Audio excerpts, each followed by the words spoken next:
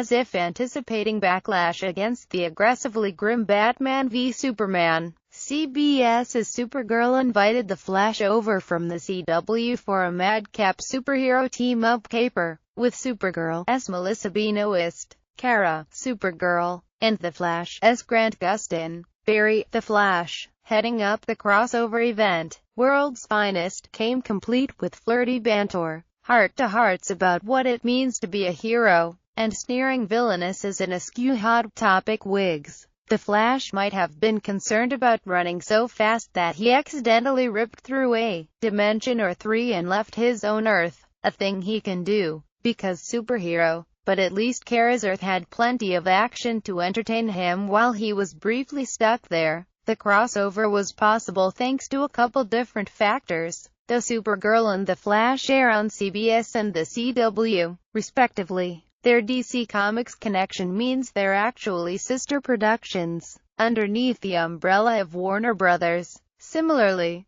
The CW is a corporate cousin of CBS, which makes a crossover between Supergirl and The Flash easier than one between, say, Supergirl and a show on NBC. Also, both programs were created by Greg Berlanti, who came up with the story for World's Finest. Was World's Finest a success? Supergirl, CBS, Alex. Yes, it's difficult to go wrong pairing human golden retriever Gustin with the impossibly likable Benoist. You'd have to actually work to put those two in a scene together and have it be bad. One of the things I like best about the episode is the idea of taking something super complicated like the DC multiverse, the theory that there are multiple worlds that are all vibrating at different frequencies, which keeps them separate from one another, and really leaning into how weird and preposterous it sounds, because that idea totally is weird. Caroline, the best endorsement I can give World's Finest, it is that even though I regularly watch The Flash, I haven't been watching Supergirl, and this episode made me regret it.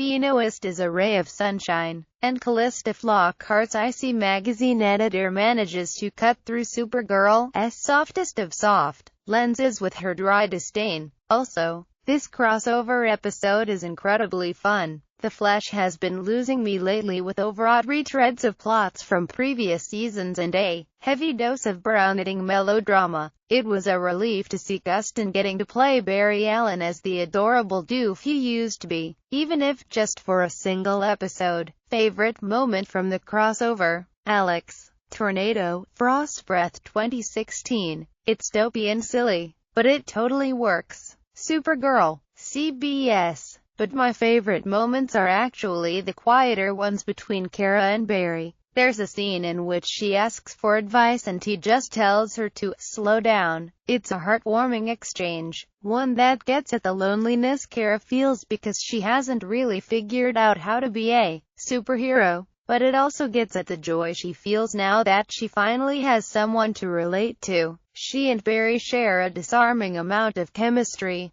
Supergirl, CBS. Caroline, how many of Calista Flockhart's lines can I nominate for Best Dialogue of the Episode? Because I'm torn between her saying that Kara, Barry, and company looked like the attractive, multiracial cast of a CW show, and turning down Bernie Sanders for hot yoga. In all seriousness, though, watching Barry and Kara race at the very end of the hour was a delight. The rest of the episode was fun and everything, but I could have watched them running and beaming at each other for a full hour and been totally satisfied. All my favorite moments were between Barry and Kara, thanks to their easy, grinning rapport. In fact, Gustin and Benoist are so good together that their pairing makes Supergirl's insistence on pushing Kara and James Olsen's romance less believable. Sure, he's strapping, but come on. The Flash is grinning at Kara in the sun-dappled field, all crinkly eyes and dimples, and as far as I can see, her connection with James is a B- at best. Also, in that field scene, Kara is about to throw Barry Allen back into a whole other universe. No one will know if they make out a little first. To paraphrase Kat, get some,